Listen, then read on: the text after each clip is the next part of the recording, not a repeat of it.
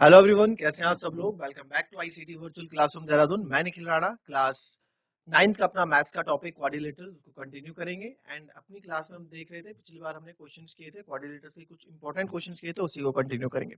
तो चलिए अपनी क्लास शुरू करने से पहले हमेशा की तरह थॉट ऑफ द डे लेके चलते हैं। तो आज का थॉट ऑफ द डे है बच्चों, there is no elevator to success, you have to take the stairs. जी हाँ, there is no elevator to success, यानी कि कोई सक्सेस के लिए कोई भी लिफ्ट या एलिवेटर मतलब लिफ्ट होता है, कोई लिफ्ट या डायरेक्ट रास्ता नहीं है।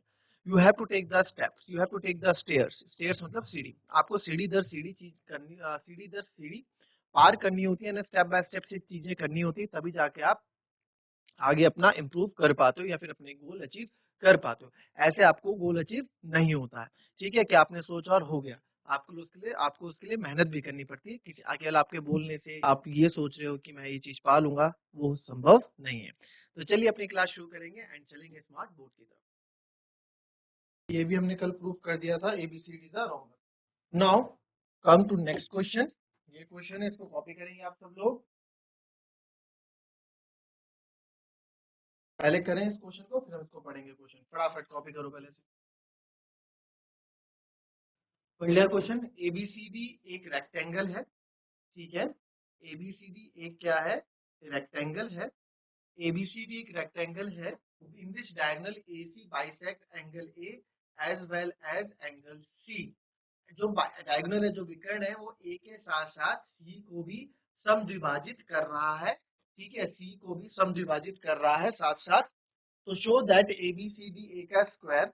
ठीक है, और diagonal BD bisect angle B as well as angle D. तो डायगोनल एक बीडी भी आपको बनानी है खुद से, यानी विकर्ण बीडी भी आपको बनानी है। ये जो ये बीडी है ना, जो ये बीडी है, ये बीडी बी और बी दोनों को बाइसेक्ट कर रहा है, दोनों बराबर, यानी बी, ये बीडी जो डायगोनल है, ये एंगल बी को भी बाइसेक्ट कर रहा है, दो बराबर भागों में बांट रहा है, और साथ ही साथ एंगल डी को भी दो बराबर भागों में बांट रहा है। ऐसा मुझे प्रूव करना है। तो पहले मुझे क्या क्या गिवन है, पहले वो लिख लेते हैं।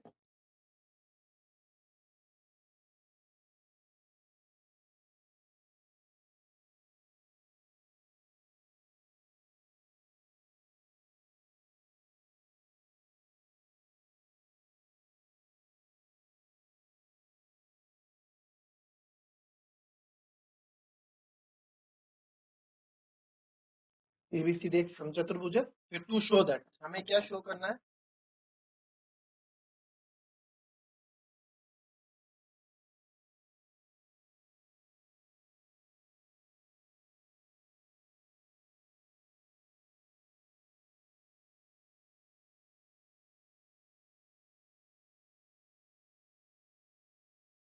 और diagonal A B A C bisect कर रहा है angle A and angle C को, मुझे प्रूव करना है in which diagonal A show that ABCD is a square और diagonal A C bisect angle A. नहीं तो हमें दे रखा है, देखिए ये दिखाना क्या, हमें शो क्या करना है कि एबीसीडी एक स्क्वायर है, इसको एक स्क्वायर साबित करना है।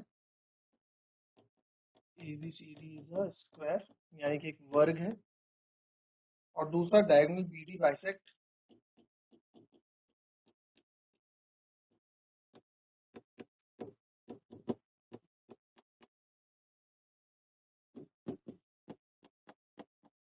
एंगल बी और एंगल डी को, दोनों को बाइसेक्ट कर रहा है। ठीक है, तो अब यहाँ देखो यार, मेरे को क्या करना है, पहले चलो इसको, हाँ बाद में बात करते हैं इसके बारे में। तो यहाँ पे आप देखो कि एबीसीडी को स्क्वायर प्रूफ करना है।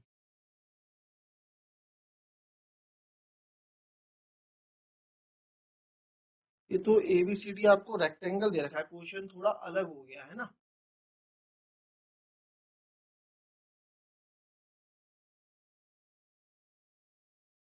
एबीसीडी एक आयत है।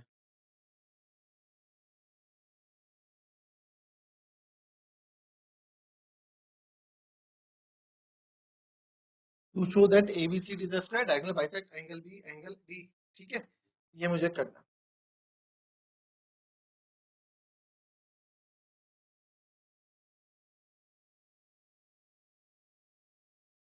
चलिए, अब एबीसीडी को स्क्वायर प्रूफ करना है, तो स्क्वायर प्रूफ करने के लिए आपको पता है स्क्वायर में सारी साइड्स बराबर होती हैं। तो स्क्वायर की सारी साइड बराबर होती है, तो आप कर सकते हो इसको। तो आप क्या कर सकते हो, इन दो ट्राइंगल्स को मैं कॉन्ग्रुएंट प्रूफ कर दूं, कॉन्ग्रुएंट प्रूफ करके क्रॉसपोंडिंग पार्ट इक्वल कर दूंगा। तो इसको नाम कर दूं 1 2 ठीक है, 1 2 और इसको आप कर दो 3 और 4। ठीक है,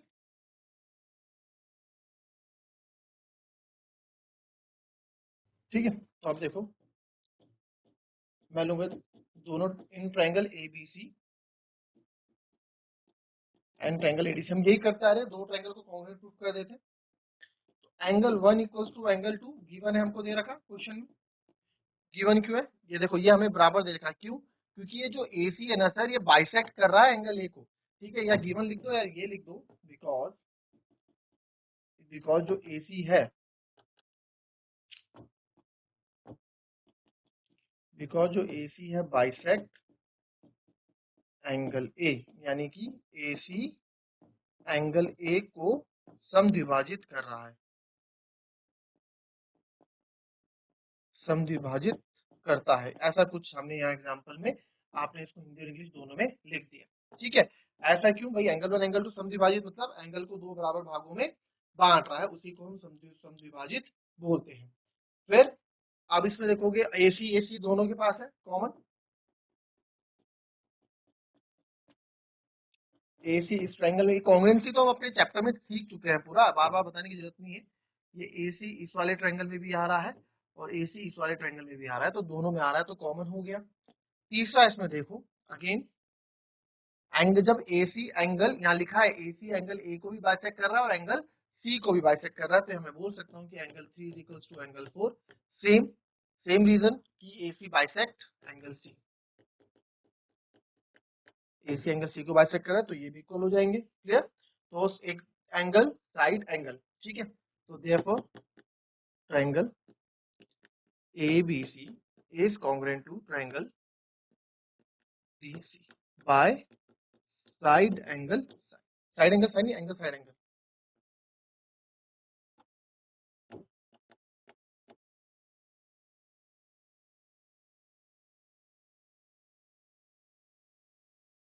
ठीक है,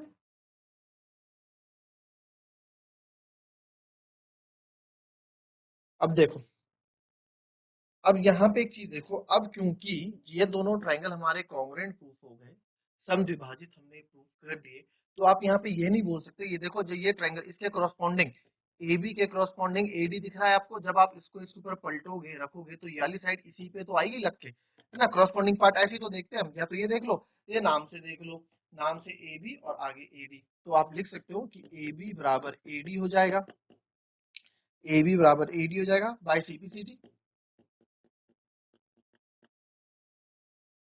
ठीक है, और जो इसका CB है, CB है वो CD के बराबर हो जाएगा, ये भी अगेन बाय CPCD। CPCT क्या होता है? CPCT corresponding part of congruent triangle, बता रखा है आपको, है ना? सर्वगासम त्रिभुजों के संगत भाग बराबर होते हैं, सर्वगासम त्रिभुजों के संगत भाग भी बराबर होते हैं, जिसे संक्षेप में हम CPCT लिखते हैं। ठीक है, corresponding part of congruent triangle. अब इसके अंदर एक चीज और भी गिवन है कि ये रेक्टेंगल भी है, तो रेक्टेंगल हमें देखो, अभी तो केवल स्क्वायर में क्या, स्क्वायर में चारों साइड बराबर होती है ना, स्क्वायर में चारों साइड क्या होती हैं? बराबर होती हैं बच्चों, स्क्वायर में चारों साइड।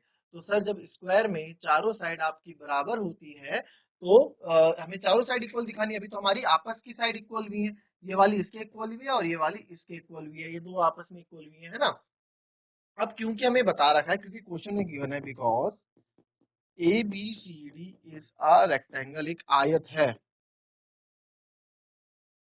ठीक है, एक रेक्टेंगल है, तो रेक्टेंगल में क्या होती है? सम्मुख भुजाएं बराबर होती है, अपोजिट साइड बराबर होती है, तो देयरफॉर AB बराबर CD हो जाएगा और BC बराबर AD हो जाएगा। मानते हो इस बात को? अब आपको पता है, क्योंकि मुझे चारों को इक्वल दिखाना है, तो आप इनको इक्वेशन इक्वेशन कर दो, इसको इक्वेशन 1 मान लो, इसे इक्वेशन 2 मान लो, इसे इक्वेशन 4 मान लो। ठीक है, तो अब देखो, from first second third and fourth, line by से रिजल्ट बनाते हैं। ठीक है, ठीक है, लाइन ए बी बराबर ए डी है,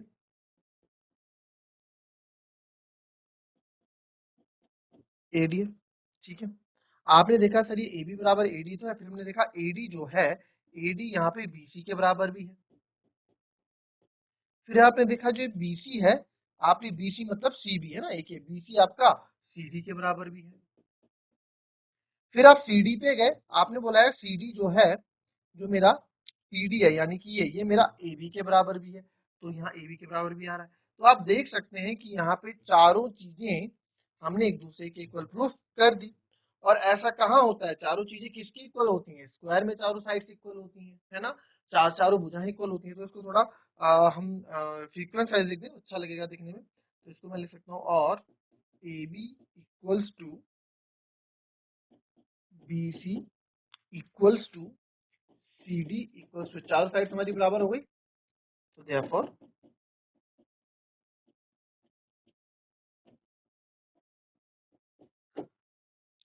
एबीसीडी का तो पहला पार्ट तो आपका ये हो गया। अब दूसरा करना है कि ये क्या है, डायगोनल बीडी जो है दो एंड बी और डी दोनों को बाइसेक्ट करिए। चलो कॉपी करो पहले इसको, फिर बात करते हैं।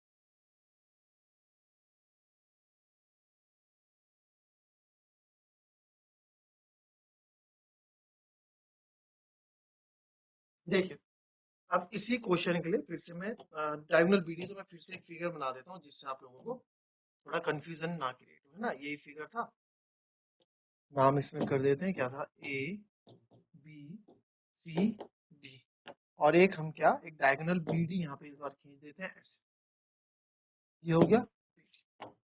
अब आप यहाँ देखोगे जो हमें बोला है उस पर बात करते हैं।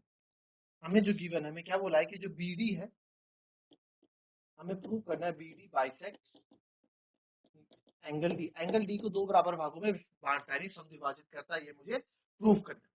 तो यहाँ पे मुझे पता है कि बीडी मैंने प्रूव करना है, तो अगेन इसका नाम यहाँ कुछ दे देते हैं। यहाँ पे एंगल 1 बोल देता हूँ, एंगल 2 बोल देता हूँ, एंगल 3 बोल देता हूँ, एंगल 4 बोल देता हूँ। ठीक है, आपने फिर से बीडी में भी एंगल 1, एंगल 2, एंगल 3, एंगल 4 आपने कर दिया।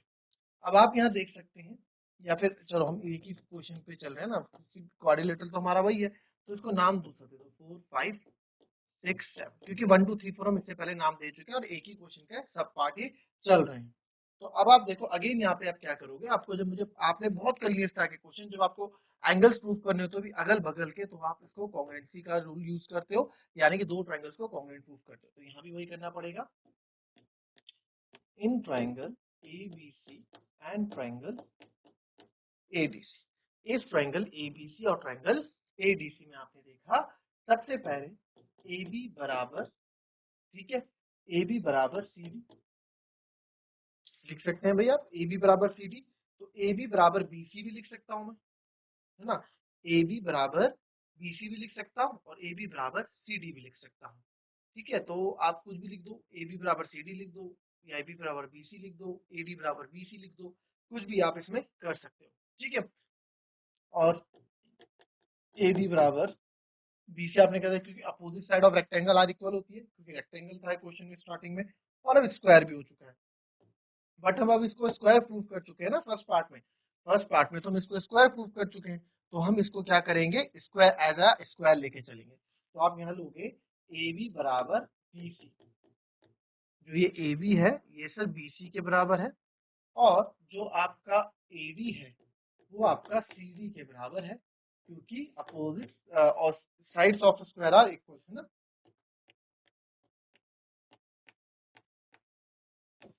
साइड ऑफ स्क्वायर हो गया। फिर आप इसमें देखो, ये अपोजिट साइड्स ए हो गया, और तीसरा ये कॉमन बी डी कॉमन जा रही है,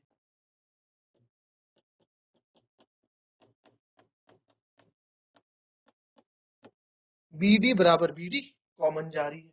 तो therefore triangle A B D is congruent to triangle A, या फिर B A B D congruent to triangle, sorry A B D मैंने ट्रायंगल क्या लिया, सी बी डी लेना था, नाम तो बोल दिया, ट्रायंगल सी बी डी, है ना। मैंने बोला ना ये दो ट्रायंगल हम लेंगे, तो triangle C B D by side side side congruency rule, है ना। साइड साइड साइड से कॉन्ग्रुएंसी रूल हो गया।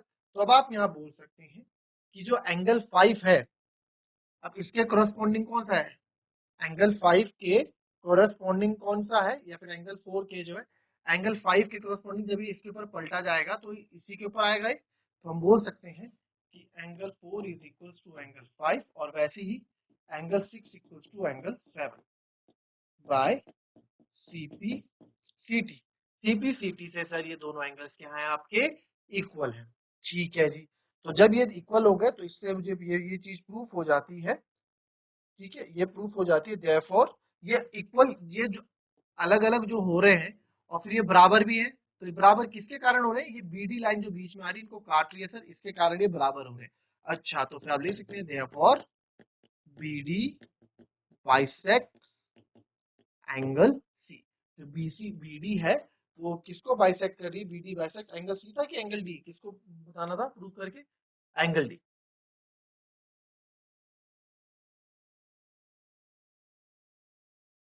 एंगल डी एंड एंगल, बस हैंड्स प्रूफ।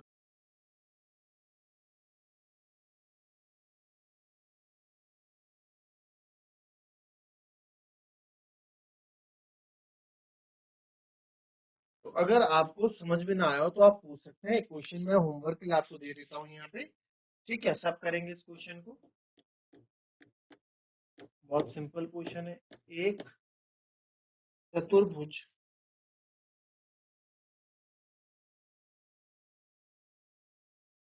के कोण 3:5:9:13 के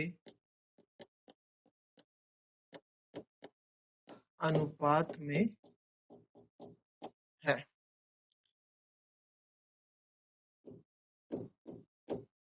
इस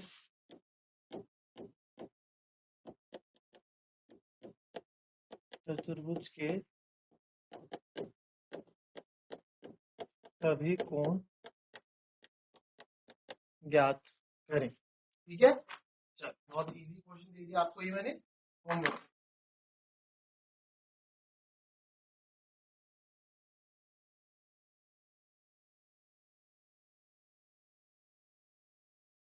so that's all for today बच्चों, आपसे ये क्वेश्चन हमने किए अभी तक, काफी सारे के सारे क्वेश्चन अपने आप में इंपॉर्टेंट क्वेश्चन से, कुछ क्वेश्चन और रह जाते हैं वो आपको अपनी नेक्स्ट क्लास में बता देंगे, और ये होमवर्क दिया है, बहुत ही इजी क्वेश्चन है, आपको ये इसको होमवर्क करके ले आइएगा।